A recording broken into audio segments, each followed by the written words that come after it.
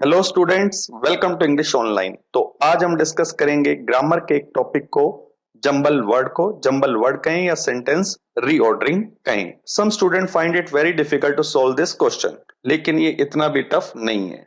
हाँ, sometime it becomes very confusing because there is no definite rule to solve this question, क्योंकि कोई भी definite rule नहीं है इस क्वेश्चन को सॉल्व करने के लिए। We have to solve it using our common sense. हमें इसको सॉल्व करना पड़ता है अपनी ही कॉमन सेंस को यूज करके। तो आज मैं आपको इस वीडियो में कुछ ऐसे टिप्स एंड ट्रिक्स बताऊंगा जो आपके लिए हेल्पफुल होंगे इस क्वेश्चन को सॉल्व करने में। तो वो टिप्स एंड ट्रिक्स क्या हैं, आइए देखते हैं। तो स्टूडेंट्स, जितने भी हम सेंटेंसेस लिखते या बोलते हैं उनके कुछ पार्ट्स होते हैं, और वो पार्ट्स किस तरह से होते हैं हम देखते हैं।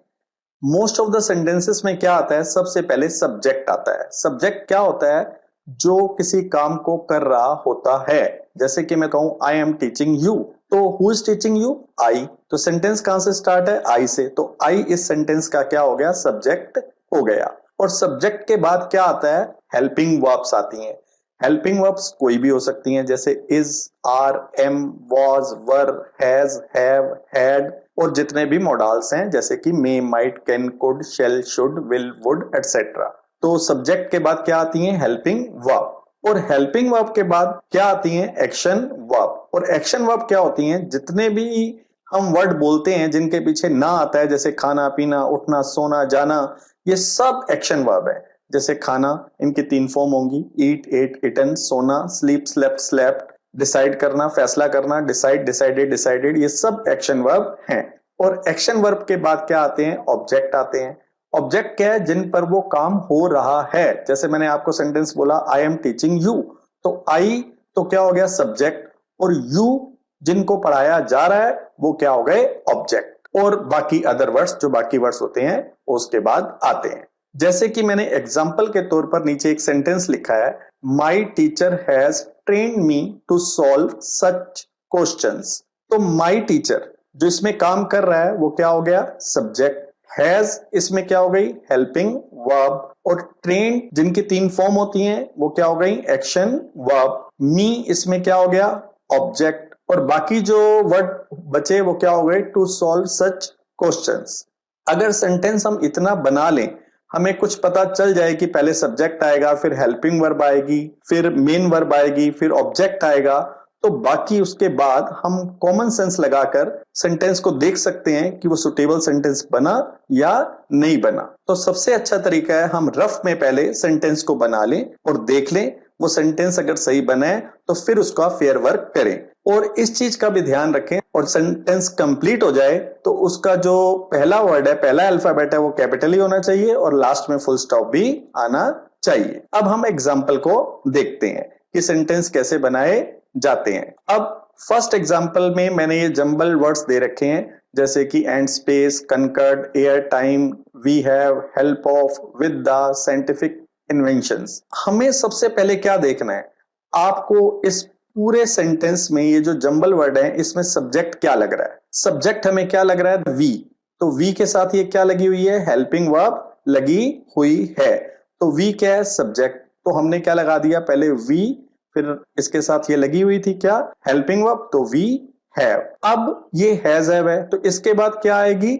जब हेल्पिंग वर्ब लग जाती है तो उसके बाद क्या आती है? ये मेन वर्ब, एक्शन वर्ब।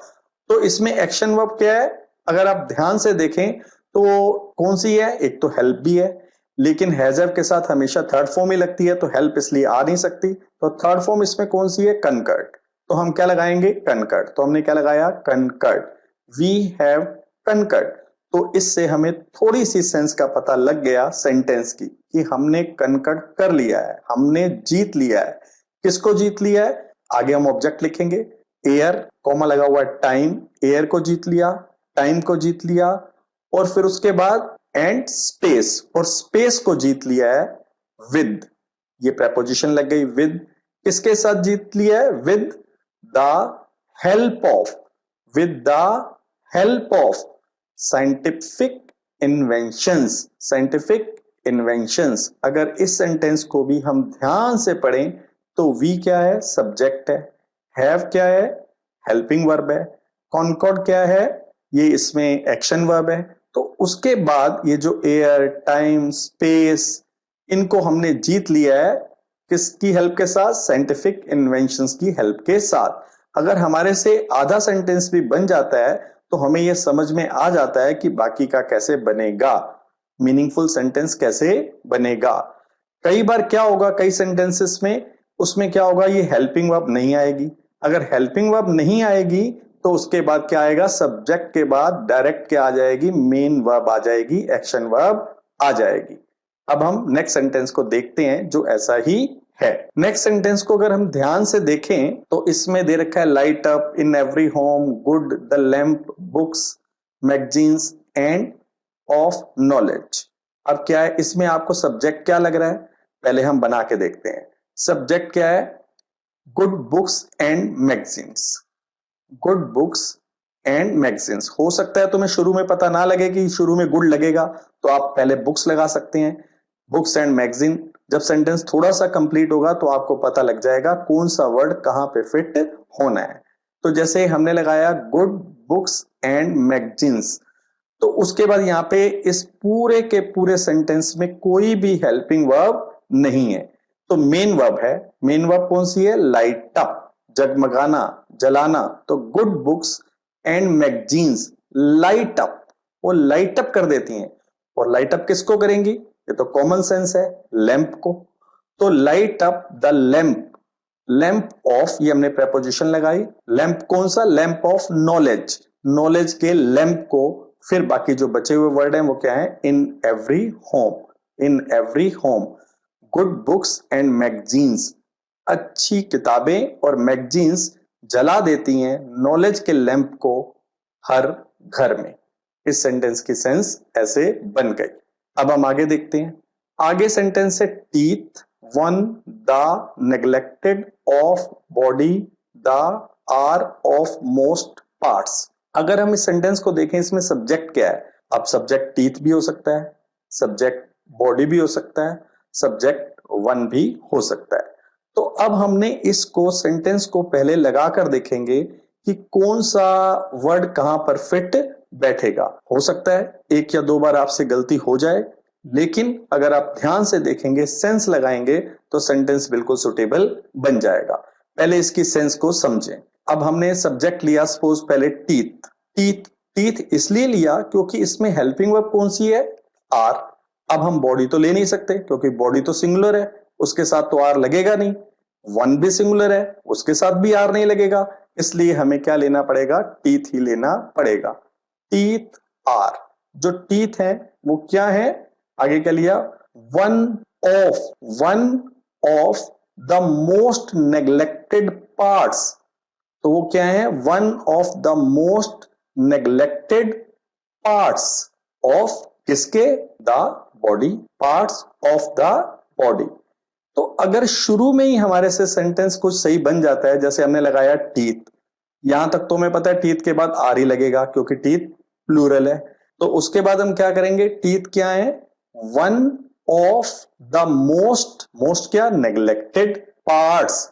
और ये प्लूरल ही होता है जब भी ऐसे सेंटेंस आते हैं वन ऑफ द। जैसे मैं कहूं one of my friend is a doctor, तो ये सेंटेंस रॉन्ग होगा। हम ये नहीं कह सकते, हमें ये कहना है वन ऑफ माई फ्रेंड्स, मेरे दोस्तों में से एक वो क्या है? डॉक्टर है। तो उसी सेंस को हम यहां यूज कर रहे हैं कि जो टीथ है वो क्या है? One of the most neglected parts. जो हमारी बॉडी में जिनको हम नेग्लेक्ट करते हैं, उनमें से जो टीथ हैं वो सबसे ज्यादा उनको नेग्लेक्ट किया जाता है। अब हम नेक्स्ट सेंटेंस को देखते हैं। Ice cream, a good way, a hot day, eating on can be cool off to. कई बार जो सब्जेक्ट होगा वो कैसे होगा? जेरेंड होगा। जेरेंड हम किसे कहते हैं? फर्स्ट फॉर्म प्लस आईएनजी, वो भी सब्जेक्ट का काम करते हैं। अब इस सेंटेंस में हमें कोई भी सब्जेक्ट नजर नहीं आ रहा, ही, शी, वी, दे। तो ज्यादातर ऐसे सेंटेंस में क्या होगा कि जो फर्स्ट फॉर्म प्लस आईएनजी है वही क्या होगा? सब्जेक्ट होगा। तो फर्स्ट फॉर्म प्लस आईएनजी कहां पे है? ईटिंग। तो हमने क्या लगाया? ईटिंग। क्या ईटिंग? आइसक्रीम। Eating ice cream. कब खाना आइसक्रीम को? On a hot day, on a hot day, ये सब्जेक्ट हो गया ईटिंग आइसक्रीम। तो ईटिंग आइसक्रीम, अब आपने उसके बाद लगाया ऑन अ हॉट डे। कई बार हमें नहीं समझ में आएगा कि ऑन ए हॉट डे कहां लगाना है, हम ऐसे भी बनाएंगे, eating ice cream can be a good way to cool off on a hot day. तो ये सेंटेंस भी ठीक है। जब आपको ऐसा लगे कि ये भी सेंटेंस सही लग रहा है और ये भी सेंटेंस सही लग रहा है, दो सेंटेंस ऐसे सही लगे, तो आप उसमें से देखें कि मोस्ट एप्रोप्रिएट कौन सा है और वही वाला आंसर आप लिख दें। अब इस सेंटेंस में हमने क्या यूज किया, सबसे पहले सब्जेक्ट ईटिंग, ईटिंग क्या, आइसक्रीम। अब आप इस सेंटेंस को ऐसे भी बना सकते थे जैसे मैंने आपको पहले बताया, eating ice cream can be a good way, वो अच्छा वे हो सकता है to cool off, cool off होने का, कब, ऑन ए हॉट डे, एक गर्म दिन को। या फिर हम ऐसे भी बना सकते हैं, eating ice cream on a hot day can be a good way to cool off. तो ये दोनों ही ठीक है। कई बार दो तरीके से भी सेंटेंस बनते हैं।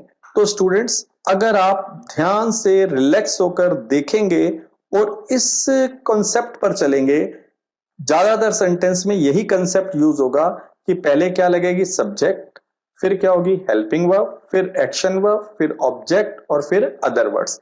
कभी कभार ये हेल्पिंग वर्ब नहीं होगी तो सब्जेक्ट के बाद क्या लगेगा, एक्शन वर्ब लगेगा। कई बार ये जो सब्जेक्ट है वो ऐसे भी आ सकता है, जैसे कि मैंने तुम्हें बताया फर्स्ट फॉर्म प्लस आईएनजी, इसे जेरेंड बोलते हैं। और कई बार इंपेरेटिव सेंटेंस भी आ सकते हैं, जैसे मैं आपको बताऊं, go and do this work, तो इसमें कोई भी सब्जेक्ट नहीं है, ये शुरू में ही फर्स्ट फॉर्म से स्टार्ट है। लेकिन कहने का मतलब ये है कि मोस्ट ऑफ द सेंटेंसेस में, ज्यादातर सेंटेंसेस में, ये जो मैंने आपको रूल बताया है ये काम करेगा। और इसमें से आप थोड़े से भी सेंटेंस को आधा भी बना लेते हैं तो उसके बाद जो आधा सेंटेंस है आप अपनी कॉमन सेंस लगाकर सुटेबल मीनिंगफुल सेंटेंस बना पाएंगे। स्टूडेंट्स, मैं होप करता हूं कि इस वीडियो से आपको काफी हेल्प मिलेगी जंबल वर्ड्स को सॉल्व करने में। अगर आपको ये वीडियो पसंद आई तो please subscribe to my channel and click the like button and do share this video with your friends. Thank you.